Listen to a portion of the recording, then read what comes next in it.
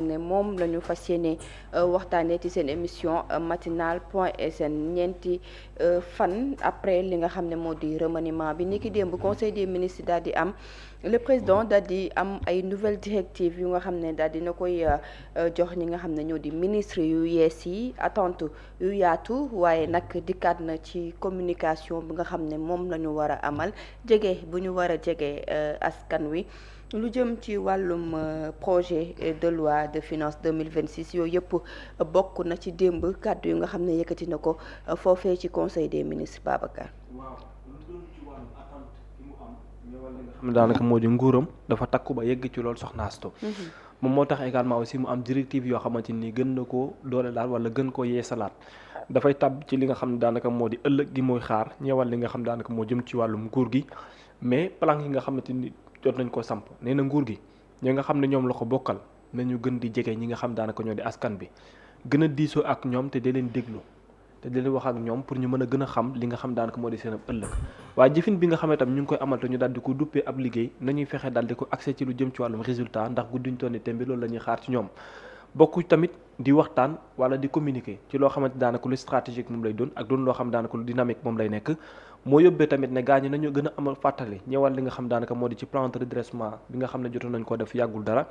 ak ëllëg bi nga xam ne tam war na ko mën a am te mu tukkee ci wàllum budget bi mais am tamit wàccaay ci li nga xamante ni moo di budget 2026 boobu nga xam ne lu ci baree bare ñu ngi ko ciy xaar moom moo yóbbee itam yeneen coppite yoo xam ne jot na ko amal te mu tukkee ci wàllum projet de loi mu ni ñetti projet de loi yu yees yoo xam ne ni ki démb moom lañ ko adapté fi nga xam daanaka moo di ci conseil des ministres pour fas yéene amal lu jëm ci wàllum waxtaan gu yaatu lool ñett yooyu la nag daanaka tam jot nañ ko accès ci lu bari te wuute te boobu nag bi ci gën a fas jot na caa bokkee li nga xam moo di code général des impôts bi nga xam ne dañ ko fas yéene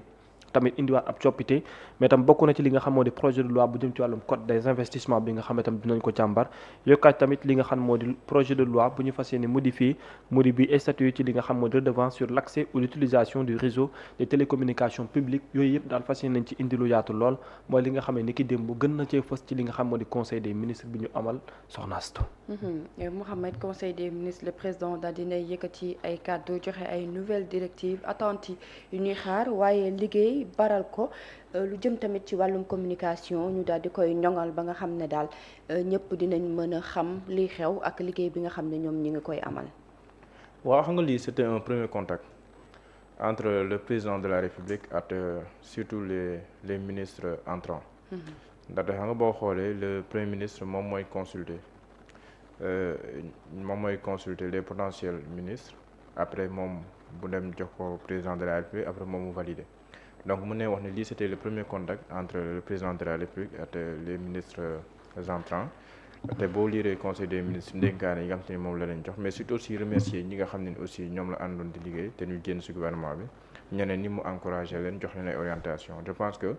fondamentalement loolu moom moo nekkoon objectif rencontre bii nii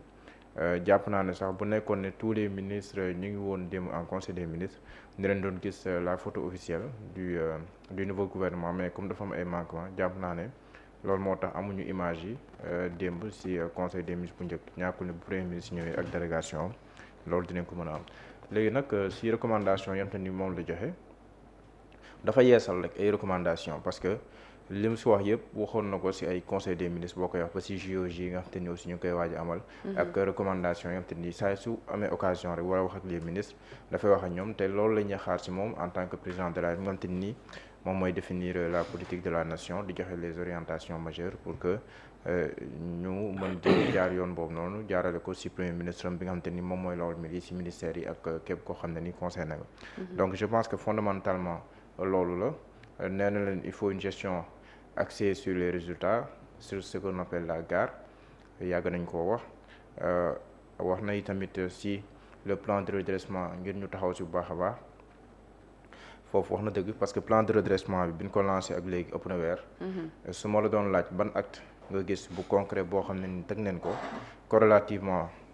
à la mise en œuvre du plan de redressement dina jafe nga wax ma ko te le temps mi ngi dem kon loolu tamit je pense que war nañ si mën a taxaw bu baax a baax ak tamit gën a mettre en corrélation lii nga xam ne ni moom la ñuy bind si kayit yi si plan yi ak seen discours yi par rapport à la réalité concrète ak ñoom li ñuy def loolu tamit je pense que c'est extrêmement important ndaxte toll neen foo xam ne nii les actes sont beaucoup plus bavards wala devraient être beaucoup plus bavards que les paroles foofu noonu defe naa foofu nañu war a toll ñu ngay tukki di ñëw c'est important ça permet de diversifier ak yooyu mais nous avons besoin davantage de concret par rapport ak li nga xam ne ni aussi moom lañ dikk askan wi et je pense que loolu moom urgence la boo xam ne ni ñoom dañ see war a taxaw bu baax a baax ba ñu commencé sentir dëggantaan effet yi nga xam ne ni moom leen am yaakaar ci gouvernement bu bees bi mais surtout par rapport ak plan yi nga xam te ni ñoom moom la ñuy teg. Babacar le président càkkutéefam efficacité proximité waaye tamit résultat ñu daal di liggéey baral mbir yi. waaw dama wax accès benn côté mu ñëw sànjaafu par rapport ak tigé yi nga xam ne moom la ñu nemmeeku woon ci le premier ministre Ousmane Sonko bi mu doon amal li nga xam ne daanaka moo di déclaration bu foofee ci pencum ndaw réew ma te mu tàbbi woon ci wàllum modification yenn projet de loi yi nga xam ne peut-être bien ñu ngi ko doon xaar te jàpp naa ne bu jëm ci wàllum code des investissements ak lu jëm ci wàllum impôt bokku ci li nga xam ne tam code général des impôts boobu tamit jotoon nañu ko wax mais cette fois-ci je pense que ne dafay ñëw tàbbi ci axe yoo xam ne yu bari la parce que les raisons yi nga xam ne jotoon nañu ko évoquer par rapport à ces modifications là dafa jëw ci li nga xam moo di dans le sens de la modernisation par exemple lu jëm ci wàllum code général des impôts la modernisation pour lu jëm ci wàllum système fiscal bi ndax boobu dañuy waxoon carrément que ne waxtu bi ñuy tollagum mooy faire de sorte que ñu mën a élargir li nga xam moo di l'assiette fiscale au niveau national pour regrouper beaucoup plus de moyens yi leen mën a permettre dans le cadre du financement ñu am loo xam ne dinañ ko mën a dolli ci budget bi nga xam ne dinañ ko teg beneen bi tamit dana ci bokkoon mooy une amélioration nette par rapport ak la mobilisation des ressources publiques boobu tamit jot naa bokk ci li nga xam ne jot naa tàbbi ndax par rapport ak contexte gi ñu ne ci wàllum budget bi ak tamit nouvelle vision bi nga xam ne daan ko jot nañ ko teg dafay laaj maanaam pour ñu am yeneen recettes yoo xam ne dana mën a permettre pour ñu indi ab financement boo xam ne lu ci bare bari daanañ ko mën a jëlee fii ci biir réew mi pour bañ a nekk ci benn dépendance boo xam ne à l'extérieur moom lay nekkee beneen bi tamit mooy bokkoon na ci ne adopté spécifiquement benn secteur émergence boo xam ne dafay dugg ci wàllum numérique ak li nga xam daanaka moo di secteur boobule lu ci am ci wàllum koom évolution bi nga xam ne jot na ko indi ak tamit lutter contre lu jëm ci wàllum évasion fiscale bi nga xam ne ñu ngi ko doon wax ndax temps yële boo xoolee bu baax jot nañuy xibaar ne am na acte yoo xamante ni yuñ ci posé woon moom la doon te boobu tamit jot naa ñëw ci cadre fiscal boo xam ne ci contexte économique bi ni mu mel foofu lañ ko jotoon orienté notamment lu jëm ci wàllum social ak li nga xam moo ne dans l'international ak ñëpp ñi nga xam ne dañuy faral di gën di collaborer ak ñoom benn boo xam ne tam ba ndégg ni bokk na ci mooy intégrer lu jëm ci wàllum digitalisation ak tamit lu jëm ci wàllum aux services fiscaux par rapport aux services fiscaux tamit dañoo jàppoon ko ne am na manquement yoo xam ne jotoon na ci dugg te manquement yooyu noonu dafa tàbbi woon ci wàllum technologie ni nga xam ne noonu lañ ko utiliser paiement yi ak contrôle bi ba ci lu jëm ci wàllum administration gi mu war a am diggante moom administration ñu ne ay manquement daf ci amoon beneen bi ci tegwaat tamit ba ndégg ni bokk na ci lu jëm ci wàllum projet de loi gi ma gis mooy bu 2012-31 bu 31 décembre 2012 boobu nag mu ngi ñëw tàbbiwaat ci li ñuy woowee les principes des raisons du code maanaam des investissements Sénégal ak fi mu toll dans le cadre juridique tamit laajoon pour ñu adapter beneen nekkin goo xam ne gu yees lay doon comme ça dans le cadre économique ñu mën a am nouvelle priorité yoo xam ne daanaka yi ñuy samp moom lay doon ndax boobu dafay ñëw tubbiwaat ci li ñuy woowee améliorer l'attractivité pour les investisseurs ndax loolu moo bokk ci li nga xam ne lu gën a fës lu premier ministre Ousmane Sonko doon wax moo waral également tukkim nemmeeku yu bare bare yi nga xam ne daanaka ñu ngi koy faral di amal investisseurs yi doon ñoo xam ne ci bitim réew la ñu nekkee Sénégal soxla leen ci lu yaatu lool ndax ci sens bi mu dugg ci vision Sénégal 2050 dafa soxla des collaborateurs mais avec des coopérations ñu wax que ne ci benn anam lañ ko fas yéene tëggee bu fekkee da nga bëgg lu yeesal aussi ça n'est une obligation pour par rapport sa code bi nga xam ne daanaka moo ëmb secteur boobu tam nga mën cee indi un changement moo waral parmi les raisons tam bokk na ci bëndëga ni optimiser les incitations yi nga xam ne dinañ ko amal jëm ci wàllum fisc mais tamit li nga xam ne daanaka moo di non fiscal pour xool an yan la ñu war a mën a tàbbi ci wàllum fisc ak yan moo ci warul mën a tàbbi jëmaat tamit benn renforcement dans le cadre bu ñuy woowe transparence bi nga xam ne gouvernement dina ko amal pour mën di teg ay suivi ci ñi nga xamante ni ñoom la ñuy collaborer wala ñu doon ay investisseurs yi ñëw fii ci biir réew mi donc yooyu yëpp soo ko boolee bu baax dalay waxal carrément que ne li nga bëgg ci sens boobu noonu mooy lu weesu ndigal yi nga xam ne président de la République jot na koo joxe am na loo xam ne moo ko war a accompagner li ko war a accompagner pour man mooy xool la modification qu'il faut par rapport au code ak projet de loi yi nga xam ne am na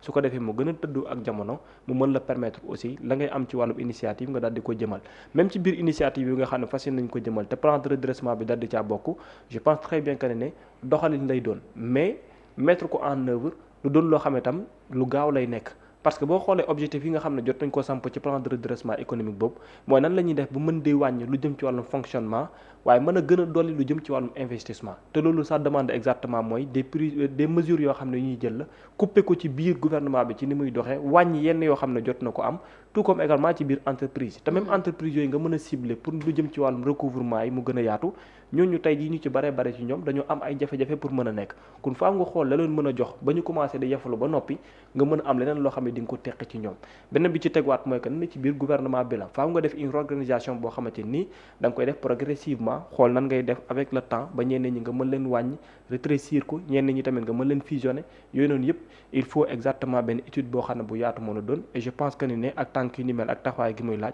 ça demande également des activités et un travail boo xam ne ça sera pas évident raison de plus la modification de ces projets de loi je pense que ne ñëw na ci heure bu baax ndax bu fekkee da ngay aaju ci wàllu gu jëm ci wàllu modernisation. Mohamed projet de loi yi nga xam ne examiné nañ ko ba adopté ko il s'agit de 3 lu jëm ci wàllum code des investissements Babacar dikk na ci wàllum code général des impôts mais également projet modifiant lu jëm ci wàllum accès ou l'utilisation du réseau des télécommunications publiques. Waaw, donc ce sont des annonces qui sont faites.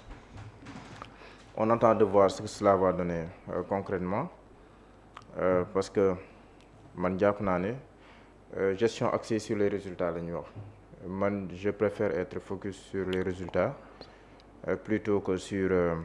les grandes annonces parce que les grandes annonces aussi avec ce régime xam nañ ce que cela donne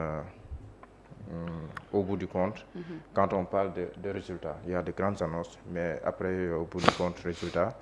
ce n'est pas trop ça donc je préfère les attendre les juger sur pièce par rapport ak résultats yi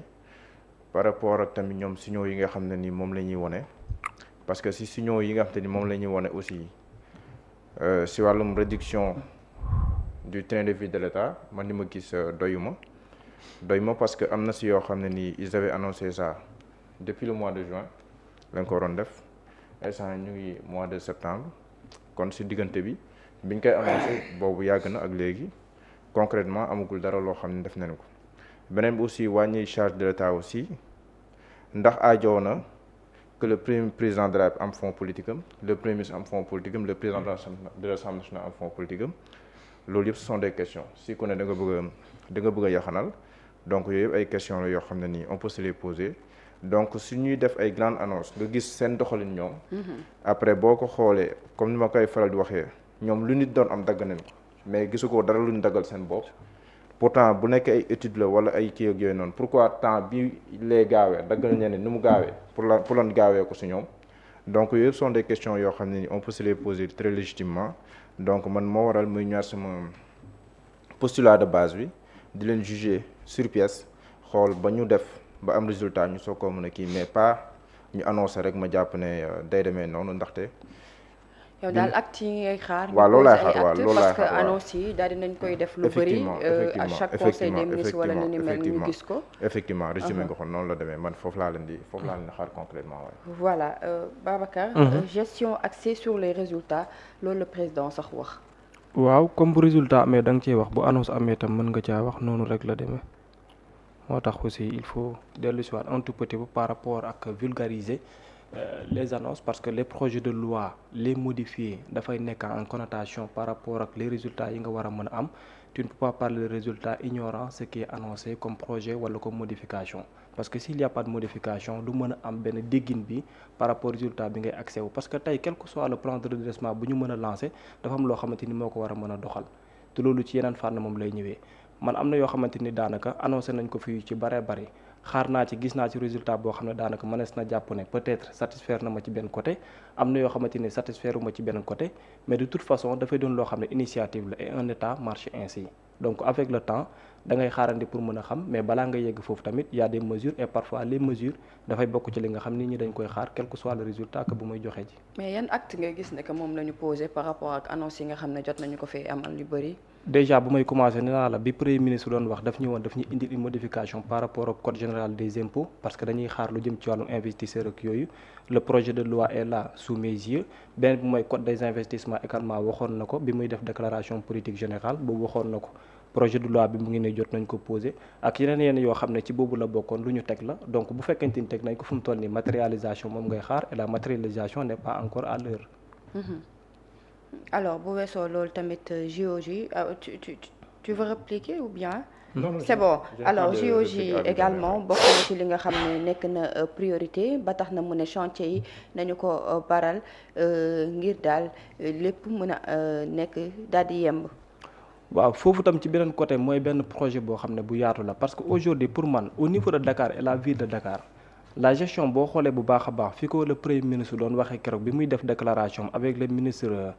Moussa Balla Fofana je pense que ne mooy attentes yi ñu doon am parce que aujourd'hui yàlla stade Demba Diop bu fi nekkal gum amoon nañ ci ay problèmes yoo xamante ni wax nañ ko ak yeneen chantier yoo xam ne c'est au niveau de Dakar ndax Barthélémy Toye Dias moom bi mu doon wax dafa ne woon carrément mënul concevoir un tel projet Dakar di ko am ba pare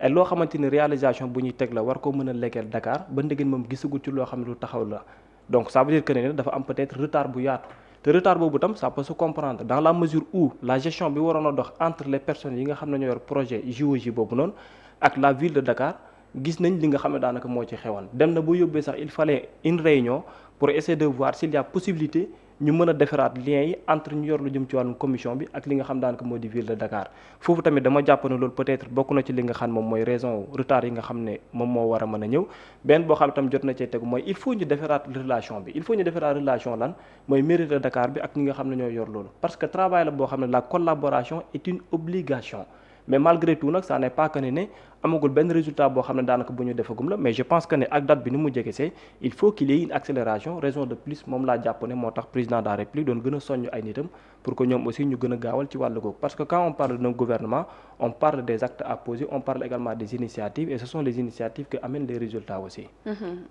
Mohamed lu jëm ci wàllum JOJ accélérer les travaux pour yenn infrastructures yi daal di yemb balaa JOJ yi di ñëw. waaw donc je pense que c'est en 2026 donc jege na boo xoolee infrastructure yi war a taxaw yëpp am na yu noppi surtout au niveau de Diamniadio am na aussi yoo xam ne ni aussi yu des la te fondamentalement cela repose sur le comité d'organisation des Jeux olympiques de la jeunesse mais bu nekkee dañ ci travaille avec certains ministères et même au-delà avec les maires concernés du rek la ville de Dakar sax mais ba ci Diamniadio c'est concerné aussi donc les maires concernés aussi am nañ ci partition bu am solo boo xam moom lañ war a jouer donc ne pas se laisser surprendre c'est important jàpp naa loolu moo tax di soññ saa su ne parce que quelque part aussi il y a certains retards yoo xam ne am na surtout au niveau de la piscine olympique ak yu demee noonu donc ces retards là tel qu'on rattraper dafay am solo pour ne pas se laisser rattraper après par benn loo waroon def à temps te def loo ko. ni ki démb la woon conseil des ministres kàddu yooyu yëpp ci la roté dañuy jóge ci loolu daal di ñëw ci mairie de ville bu Dakar ni ki démb ci lañ ko installé ki nga xam ne moo di Abbas Fall mu daal di